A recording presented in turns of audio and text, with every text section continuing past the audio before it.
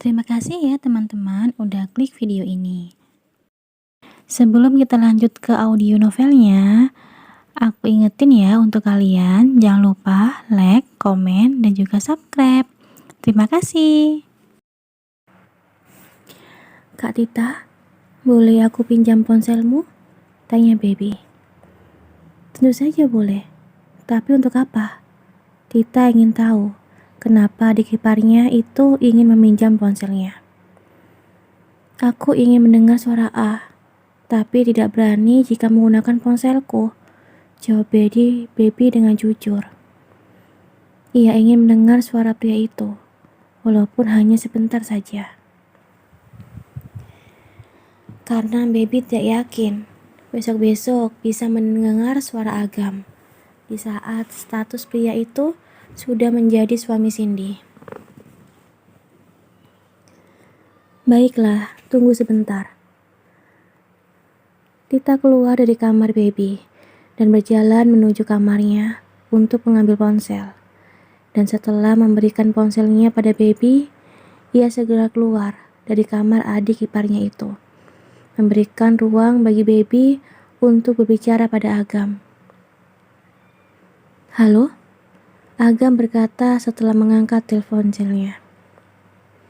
Sementara itu, Baby hanya diam, mendengar suara Agam sembari menahan tangis bahagianya, karena bisa mendengar suara pria itu lagi. Halo Tita, ada apa?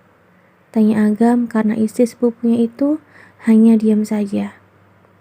Tita, are you okay? Agam menatap ponselnya, lalu mengecek sinyalnya, dan ia melihat tidak ada yang salah pada sinyal tersebut. Tita, kau? Agam terdiam saat mendengar sayup-sayup suara orang yang menahan tangis. Baby? Gumam Agam dalam hati. Entah mengapa ia merasa yang menghubunginya saat ini adalah adik sepupunya. Baik Baby, maupun Agam kini saling diam. Tidak ada yang bersuara. Mereka sama-sama termenung dengan ponsel yang berada di telinga masing-masing. Aku tahu ini kau Baby. Bagaimana kabarmu? Tanya Agam pada akhirnya, karena gadis itu hanya diam saja. Baby tidak menjawab pertanyaan Agam, karena saat ini ia tengah mati-matian menahan isak tangisnya. Baby, aku ingin kau hadir di acara pernikahanku. Aku ingin adik yang selama ini selalu menggangguku ada di hari bahagia kami. Agam bersungguh-sungguh saat mengatakan hal tersebut. Bukan karena ingin menyakiti gadis itu, tapi Agam hanya ingin gadis yang selama ini ia anggap adik bisa menjadi saksi di hari pernikahannya nanti. Aku akan datang. Baby langsung menutup ponselnya setelah mengatakan hal tersebut. Dan sedetik berikutnya, ia menangis dengan sejadi-jadinya. Karena di detik terakhir pun Agam masih menganggapnya adik. Ya Tuhan, aku mohon padamu, berikan aku satu kesempatan untuk bisa meraih kebahagiaanku. Dan A adalah kebahagiaan aku. Baby kembali menangis, tanpa menyadari ada seseorang yang mendengar semua perkataannya, dan ikut merasakan kesedihan yang dialami oleh Baby. Sementara itu, di tempat yang berbeda, Agam saat ini tengah menatap layar ponselnya yang telah terputus. Ia terus menatap ponselnya sembari menghela nafasnya dengan kasar. Ini yang terbaik, Agam meyakinkan dirinya sendiri.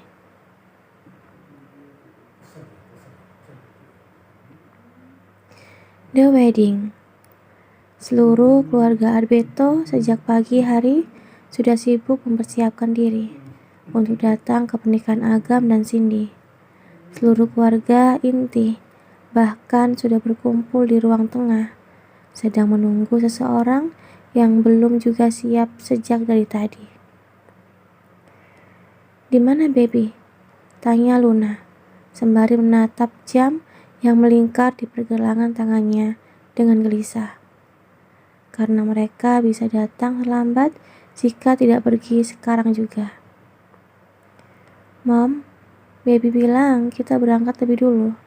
Nanti dia menyusul," ucap Tita setelah keluar dari kamar adik iparnya. "Tidak bisa, kita harus datang bersama," sahut Dava. "Tapi Dad, baby sedang sakit perut. Itu sebabnya dia menyuruh kita untuk berangkat lebih dulu," gas Tita dengan berbohong. Karena sebenarnya baby belum siap untuk datang ke pernikahan Agam.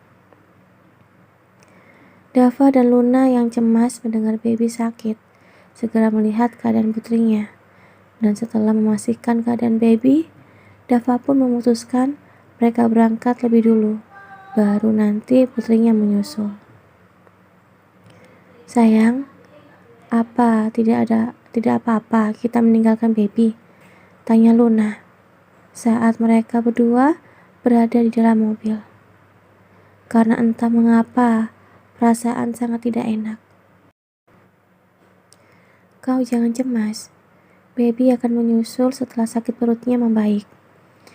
Jadi, tadi juga aku sudah menghubungi dokter untuk memeriksa keadaan baby," jelas Dava. Luna pun hanya bisa mengangguk kepalanya. Ia hanya bisa berdoa putri bungsunya bisa segera sembuh dan menyusul mereka ke tempat pernikahan Agam. Seluruh keluarga besar Arbeto yang sudah sampai di tempat pernikahan Agam dan Cindy segera memasuki ballroom luas dan mewah tersebut. Mereka berbaur bersama keluarga besar yang lainnya, sembari bercengkrama ringan. "Kenapa acaranya belum dimulai?" tanya Luna pada Minnie, istri David Matteo. Karena ia pikir mereka akan terlambat menyaksikan pernikahan Agam dan Cindy. "Kita sedang menunggu kedua mempelai," jawab Minnie. "Menunggu kedua mempelai? Memangnya mereka kemana?" Luna baru menyadari sejak tadi tidak melihat keberadaan Agam dan Cindy. Ia juga sedikit bingung kenapa kedua mempelai belum berada di dalam ballroom, sementara seluruh keluarga dan tamu yang hadir sudah ada di dalam ruangan tersebut. Tadi A mengajak Cindy keluar. Dia bilang ada hal yang penting yang harus dibicarakan dengan calon istrinya.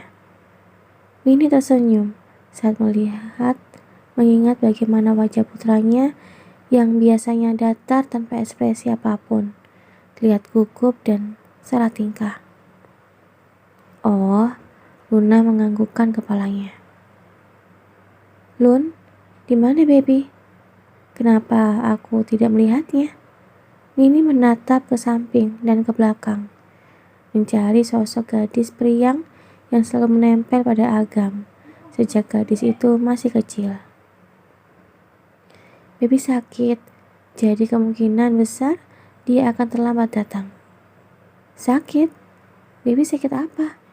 tanya Minnie dengan raut wajah yang cemas. "Sakit hati." "Sakit hati?" sahut Minnie dengan wajah yang bingung. "Sakit hati karena putramu akan menikah," bisik Luna. Minnie yang mendengar perkataan Luna semakin menjadi bingung. "Maksudmu?" "Ya ampun Minnie, putriku itu mencintai putramu," jelas Luna dengan cemas, karena sahabat baiknya itu tidak juga mengerti apa maksudnya. "What? Baby mencintai A?" Minnie yang terkejut menutup mulut dengan kedua tangannya. "Iya, tapi sayangnya putramu itu tidak mencintai putriku," ucap Luna dengan raut wajah yang sendu. Karena untuk pertama kalinya putri kesayangannya itu tidak bisa mendapatkan apa yang diinginkannya. Dan ia sebagai seorang ibu merasa gagal karena tidak bisa mewujudkan apa yang menjadi kebahagiaan baby.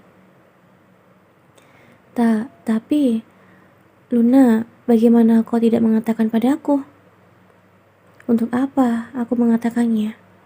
Bukankah sudah aku bilang putramu tidak mencintai putriku?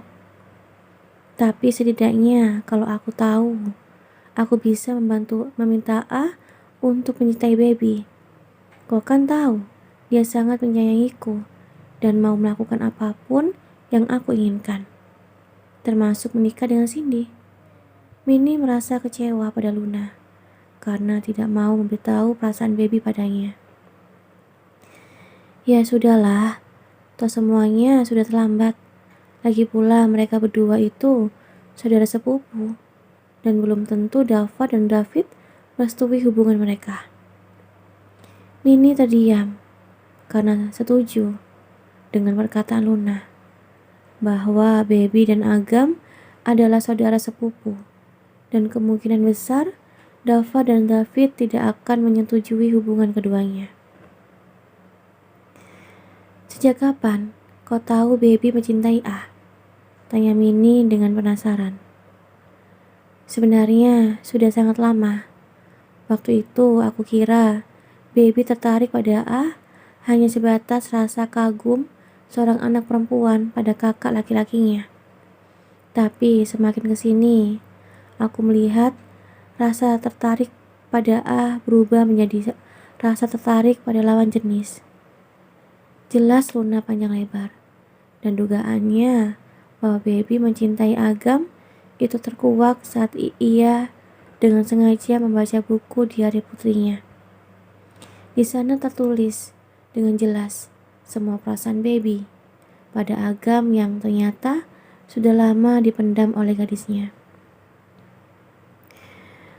Luna, aku benar-benar sangat menyesal. Minnie merasa tidak enak hati karena kesedihan Baby disebabkan oleh rasa cintanya pada Agam. Luna, aku benar-benar sangat menyesal. Minnie merasa tidak enak hati karena kesedihan Baby disebabkan oleh rasa cintanya pada Agam. Kau tidak perlu menyesali apapun. Lupakan saja semua yang aku katakan tadi. Luna ikut merasa tidak enak hati karena sudah merusak kebahagiaan Minnie di hari pernikahan Agam. Wah, putramu sangat tampan. Luna menatap keponakannya yang tengah berjalan masuk ke dalam ballroom. Agam terlihat tampan dan gagah dengan setelan jas yang berwarna putih yang dikenakannya. Bahkan pria itu terlihat seperti seorang pangeran meski di wajah tampannya tidak ada senyuman sedikit pun.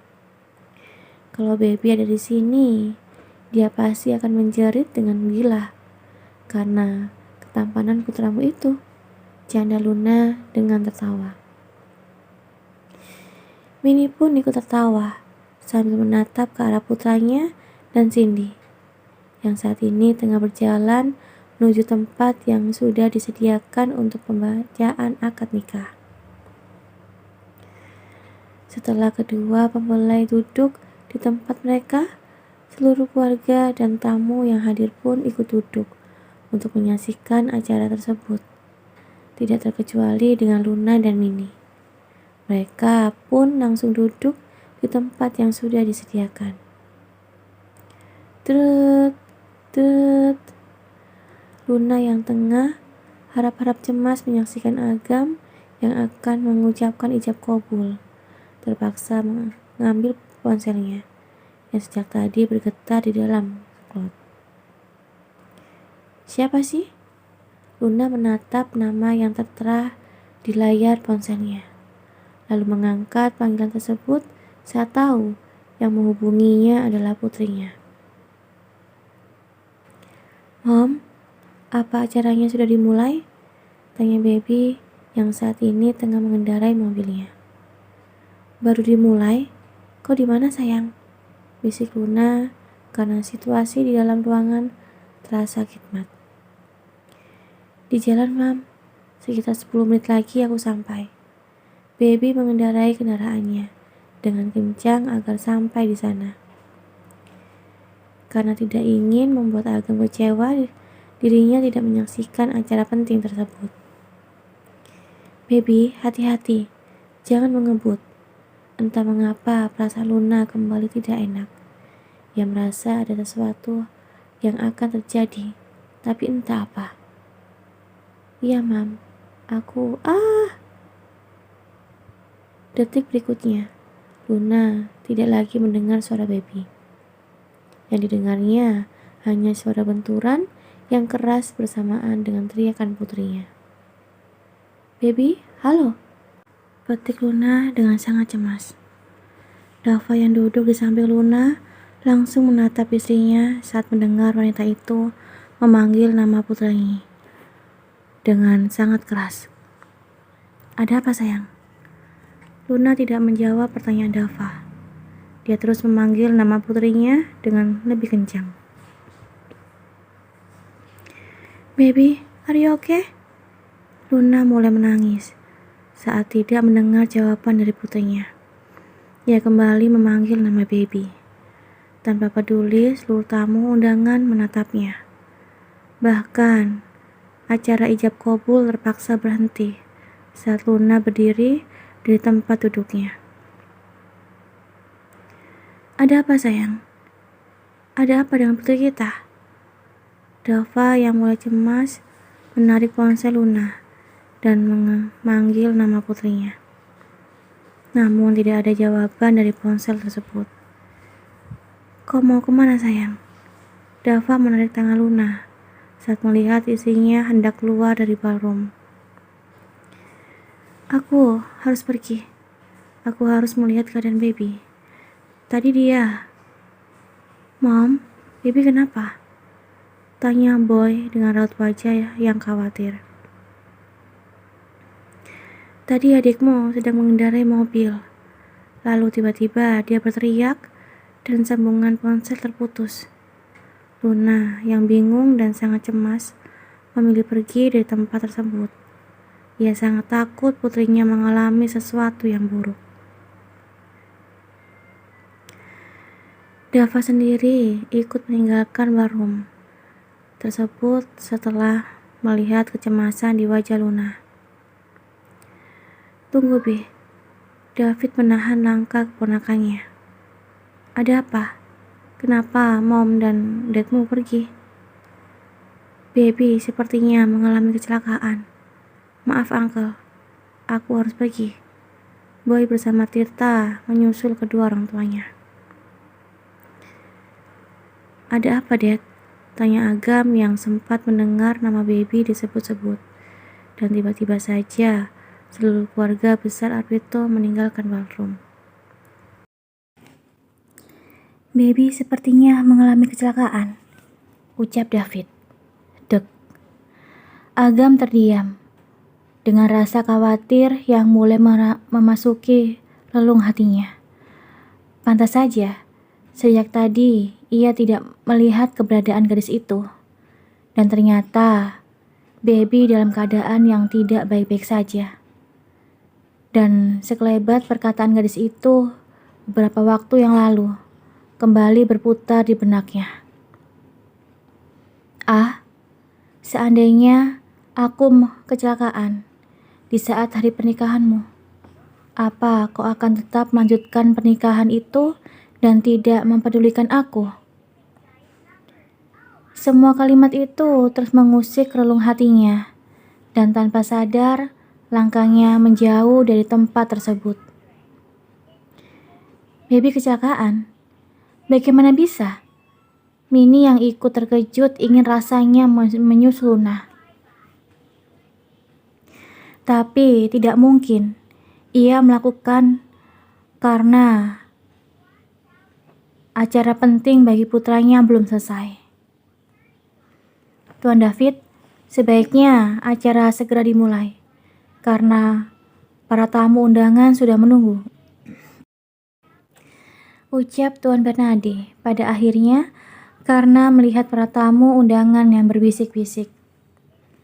Ya, Anda benar. David mengajak Agam dan istrinya untuk kembali ke tempat mereka.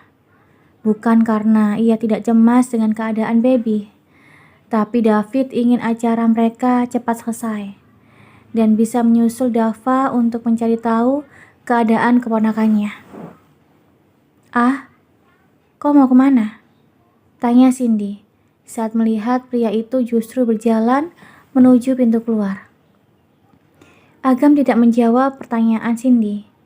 Ia terus berjalan tanpa mempedulikan semua orang yang memanggilnya. "Ah, tunggu!" Cindy yang berhasil mengejar langkah Agam kini berdiri di hadapan pria itu.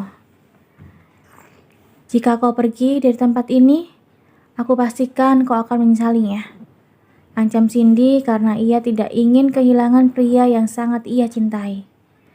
Sudah bertahun-tahun lamanya, Cindy menunggu momen ini, momen di mana dirinya akan bersatu dengan Agam dalam sebuah ikatan tali pernikahan, dan tidak akan ia biarkan semuanya hancur hanya karena Agam pergi begitu saja meninggalkan dirinya. "Maaf." Setelah mengatakan hal itu, Agam berlari dengan sekuat tenaga. Yang ada di pikirannya saat ini hanya satu, yaitu melihat keadaan baby. "Ah." David yang marah melihat putranya pergi begitu saja meninggalkan Cindy, ingin mengejar dan menghentikan tindakan gila Agam. "Biarkan A pergi," pinta Minnie sembari menahan langkah suaminya. "Tapi sayang, putra kita, pernikahan ini." "Please." Minnie menatap David penuh dengan permohonan, membuat David menghentikan langkahnya walaupun ia tidak mengerti kenapa Minnie melarangnya menyusul Agam. Tapi ia tetap menuruti keinginan istrinya itu saat kata tolong terucap dari bibir Minnie.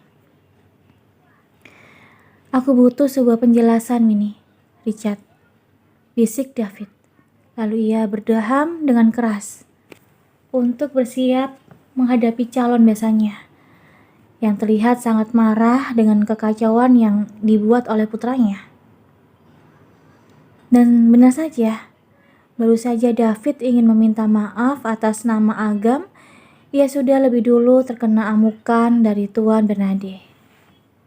David pun hanya diam menerima semua amarah dari calon besannya itu. Bukan karena ia tidak berani untuk melawan, tapi David memaklumi semua kemarahan Tuan Bernade karena putri mereka menangis karena ulah putra mereka. "Ya Tuhan, dulu aku selalu meninggalkan semua wanitaku saat mendapatkan wanita baru. Tapi yang dilakukan oleh Agam lebih parah.